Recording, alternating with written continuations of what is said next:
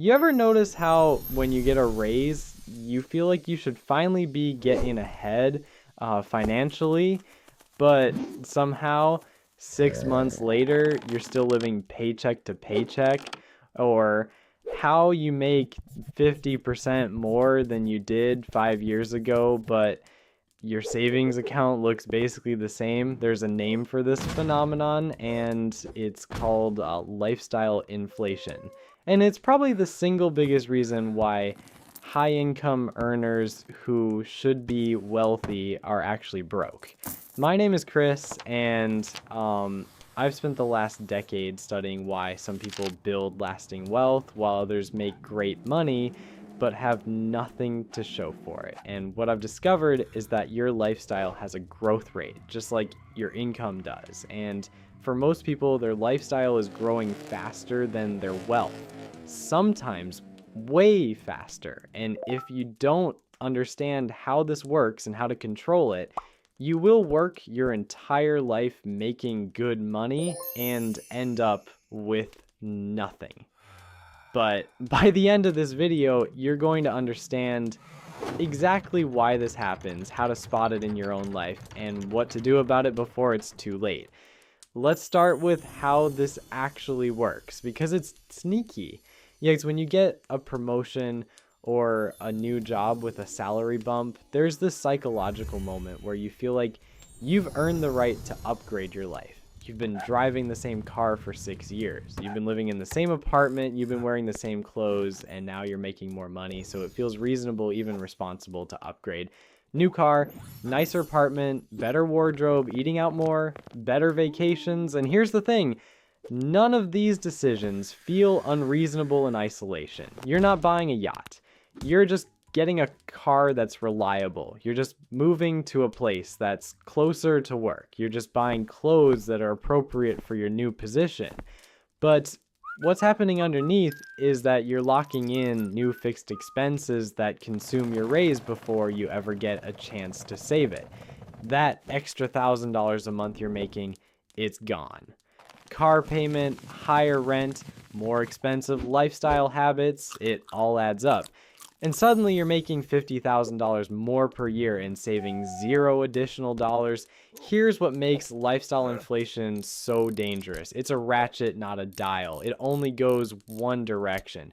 When your income goes up, your lifestyle goes up easily and naturally, but when your income goes down, or when you realize you need to save more, cutting your lifestyle back down is psychologically brutal. That nicer apartment, you're not moving back to your old place. That car payment, you're locked in for 5 years. Those dinners out, that gym membership, that subscription stack, they all feel essential now. They've become your baseline. And trying to cut them feels like deprivation, like you're moving backward in life. So people don't cut them. They just keep working harder, chasing the next raise, hoping that the next income increase will finally be the one that lets them get ahead. But it never is, because the lifestyle grows to match it every single time. And here's where it gets really insidious. Lifestyle inflation doesn't just consume your raises, it actively prevents wealth building by changing how you think about money. And when you're living at the edge of your income, no matter how high that income is, you're operating from scarcity. You can't take career risks because you need the steady paycheck. You can't invest aggressively because you need the liquidity. You can't say no to overtime or side work because you need the extra income to maintain the lifestyle. You're trapped in the same psychological place as someone making half as much. Except now you have expensive tastes and high fixed costs. You've bought yourself a more expensive prison. And the sad irony is that people often inflate their lifestyle specifically because they think it will make them happy or signal success. But what it actually does is trap them in a work cycle they can't escape and create anxiety about money despite making great income. So how do you break this cycle? The answer is simpler than you think, but it requires discipline that most people don't have.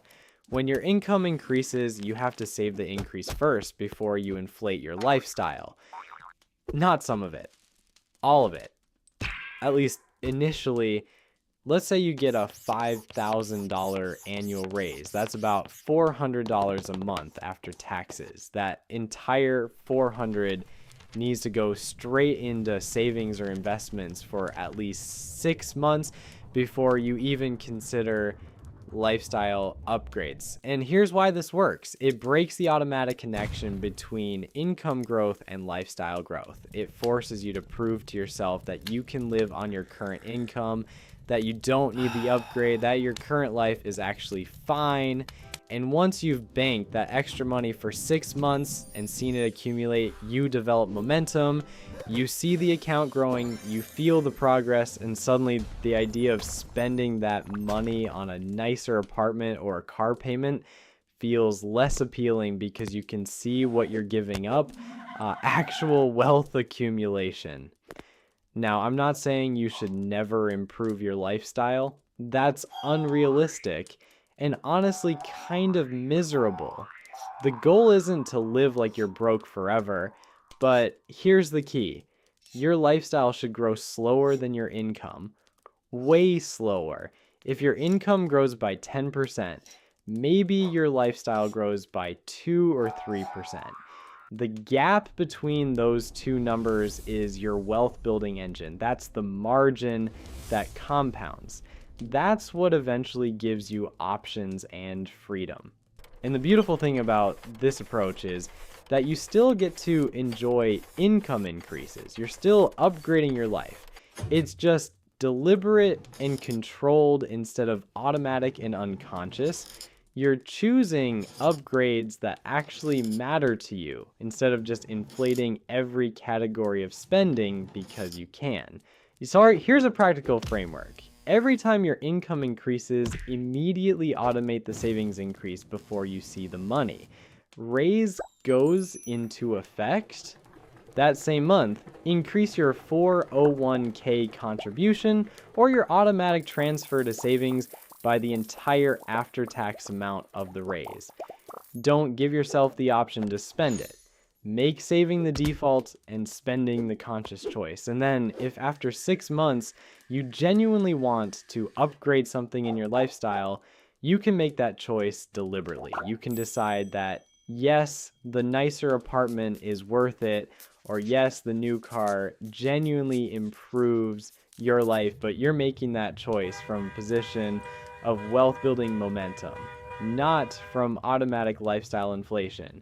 And here's what's crazy. When you actually do this, when you automate the savings first and let your lifestyle lag behind your income, you often realize you don't even want the upgrades anymore. You realize your current life is pretty good. You realize that the thing you really wanted wasn't a nicer apartment or a fancier car. It was financial security and options. And suddenly you're not even tempted by lifestyle inflation because you're getting something better. You're getting freedom. You're getting a growing net worth. You're getting closer to the point where you don't have to work if you don't want to. And that's worth way more than a luxury car or a bigger house. Look, here's the bottom line. Your wealth is not determined by what you make. It's determined by the gap between what you make and what you spend. And lifestyle inflation is the silent killer of that gap. It sneaks in, feels reasonable, and destroys wealth building before you even notice. But if you can control it, if you can keep your lifestyle growing slower than your income, you unlock the single most powerful wealth building tool there is: margin. Margin creates options, margin creates security, margin creates freedom. So the next time you get a raise, don't ask yourself what you can afford now. Ask yourself how much faster you can build wealth or just keep living how you're already living. That question changes everything. If this video helped you see lifestyle inflation for what it is and gave you a plan to beat it, do me a favor and hit that subscribe button. And if you're ready to understand the specific wealth milestones that change everything about how you think about money, check out the 4 net worth levels that change how you think. I'll see you in the next one.